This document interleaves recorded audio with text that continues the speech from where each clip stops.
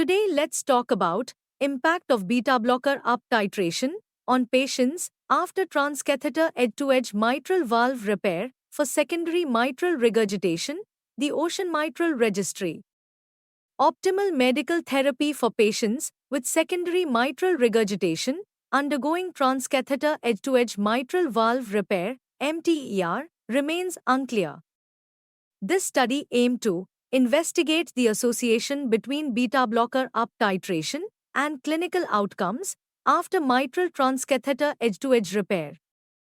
Coming to methods, using data from the Japanese multi-center registry, we examined 1,474 patients who underwent mitral transcatheter edge-to-edge repair for secondary mitral regurgitation between April 2018 and June 2021.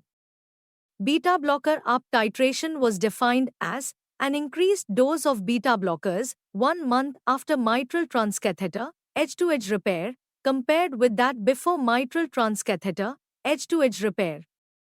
The 2-year clinical outcomes were compared between patients with and without beta blocker up titration utilizing multivariable Cox regression analysis and propensity score matching.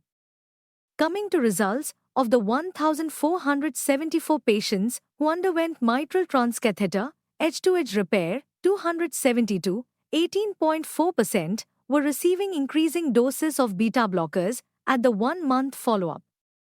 These patients had lower left ventricular ejection fraction and higher B-type natriuretic peptide levels. Most patients in the beta blocker up titration group received less than the target dose of beta blockers. Multivariable Cox regression analysis showed that beta blocker up titration was significantly associated with a lower risk of all-cause and cardiovascular mortalities.